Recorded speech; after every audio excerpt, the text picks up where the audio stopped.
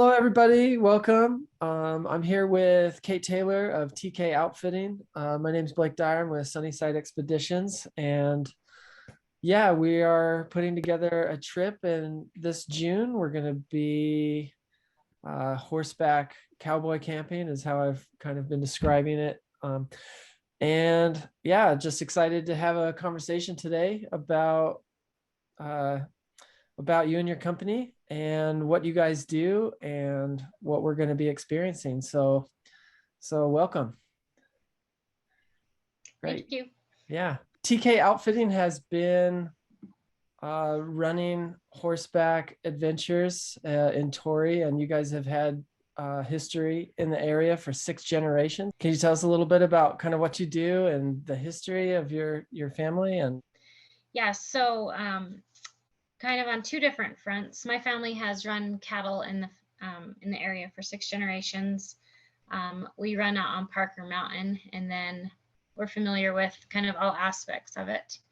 On the other side of it, my family has also come from doing an outfitting for 47 years in the area, and so we have a lot of knowledge of the surrounding areas and Grand Staircase, Capitol Reef. So if you want someone that's knowledgeable, we're the people. So. Absolutely. 47 years. So you're outfitting part of the year, and you're also just working horses, cattle the other part of the year. Is that right? Yeah. So we own and operate TK Ranch as well, which is the cow side of it, and then we do outfitting in the summer. So would you call yourself a cowgirl? I think so. I'd hope so. I hope I've earned that title. Yeah, I have a lot of experience. So. Great. Okay. And part of your mission is to kind of share the traditional cowboy way of life. And what's your favorite part about sharing that, or why do you feel that's important? Well, I think we live in one of the most beautiful places in the world here. It's in our backyard. A lot of people travel from around the world to see this, but they don't really get to see the areas, off the map that we take them. We're really remote where we go, we camp.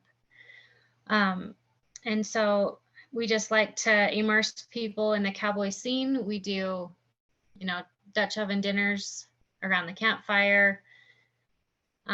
You ride in on horseback, you get to see Indian ridings, just areas that a lot of people don't know about, that are coming here in a car. So we offer that by horseback. And would you share with us what Dutch oven cooking is?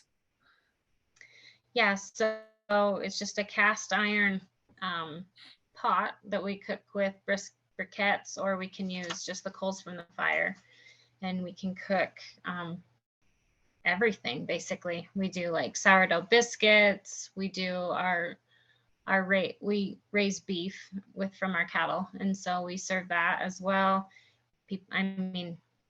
Basically your options are unlimited with Dutch oven cooking. And of course, it always tastes better when you're sitting around a campfire in the wilderness eating it. So yeah, absolutely. So part of our mission is changing tourism in a way, bringing these immersive experiences, and I guess even more participating and teaching people that wherever they go, whatever experience that they're doing, no matter what they're doing, they're a participant in the environment that they're going to. And I mean, if you go like to the Leaning Tower of Pisa, you see these huge crowds around this, this structure, this amazing old structure, but maybe not connecting with it so much, or connecting with the people, the locals that are a part of the area. And, even the tourists there are a part of the experience. So what kind of participation do people have in this? So one thing that's really neat where we go is it's basically unchanged since the pioneers were on these trails, the outlaws were on these trails. So we're riding a lot of the same trails that Butch Cassidy rode, and it essentially looks the same. Like it's been untouched by people. So Can you remind us who that's Butch neat. Cassidy is? Yeah, so Butch Cassidy was an outlaw. He's part of the Butch Cassidy and the Sundance Kid, the Wild Bunch. So he would rob banks, and he would ride horseback after he'd robbed these banks, and he would hide out in the desert. And so a lot of these trails that we use, he also used. And Wow. it's neat to think that you're in the same spot that that guy was. So, Yeah. and we kind of, in Utah, some people passed on from our history is we've kind of viewed him as a Robin Hood. Like he would, a lot of people that would lose cows, or the cows had died out on the desert, they would find wads of money tucked up in these carcasses of the cows from him. And so it's just it's a connection that you get with these people that you wouldn't get any other way. So Wow, that's an amazing story. Yeah, I didn't realize he had that kind of thought process around him, that he was like a Robin Hood. That's really interesting to hear. yeah, and a lot of people, locals, view him that way because we have stories like that where he helped the locals out. Bankers don't view him that way. So. Wow.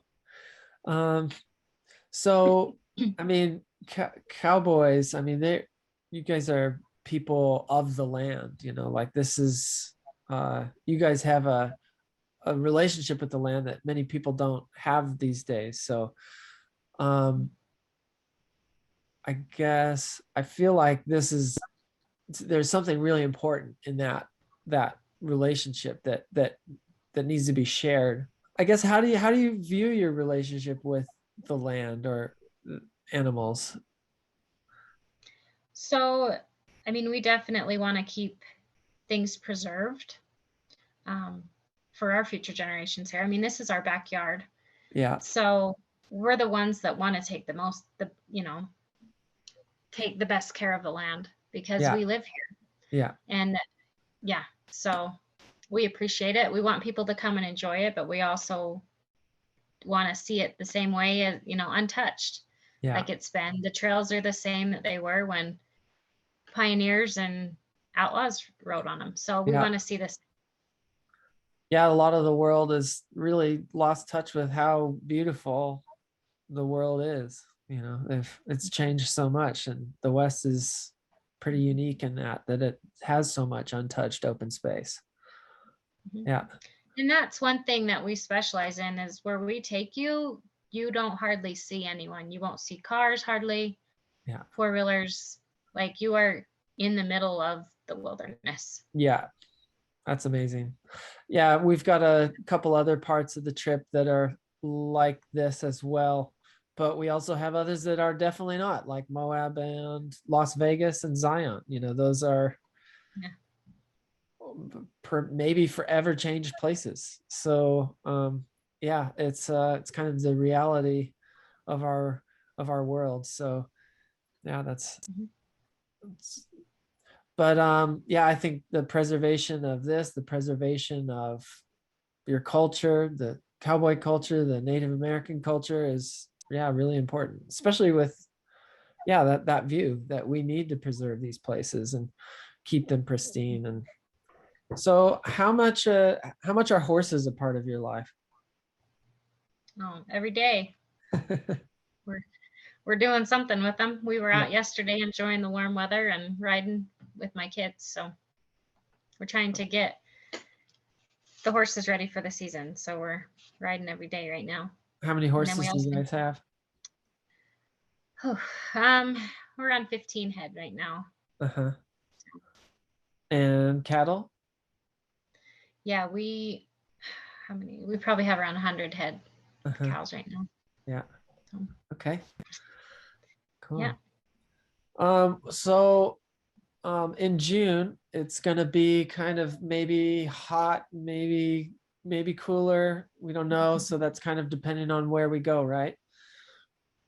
Yeah. Welcome to Utah. We never know what weather we're going to get. Yeah.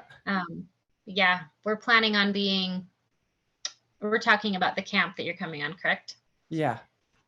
Okay, so we're going to be just on the border of Capitol Reef National Park.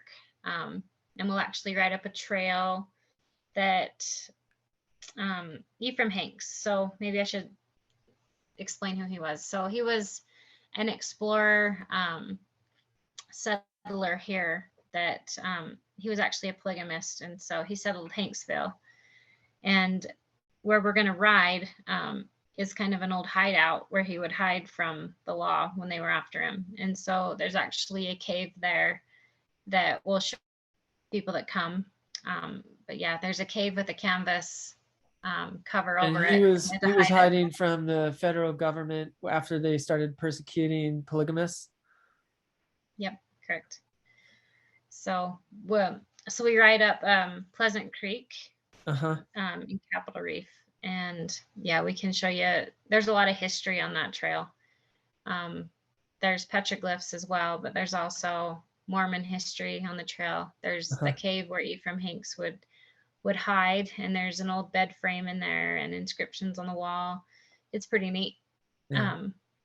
And he also, it's called the Floral Ranch, which is one of the first ranches they had on the Pleasant Creek that we'll ride through. Up to Pleasant Creek Falls is where we'll be. And that's a stream that just cascades over the sandstone and makes these falls, and you can actually play in them. It's fun. Nice. Dip your toes in them. So there's just kind of amazing sandstone country, like a lot of ponderosa pines, sandstone, more of the desert front of it than the mountains, but it's beautiful. It's one of my favorite camps. I love how ponderosa pines smell like cream soda. Let's just finish with the last question. So what do you hope people gain the most or learn from your experiences? Well, I hope that they can, probably my number one thing is that they can make a memory. Like, we live in such a beautiful place. They're going to be seeing areas that a lot of people have never seen.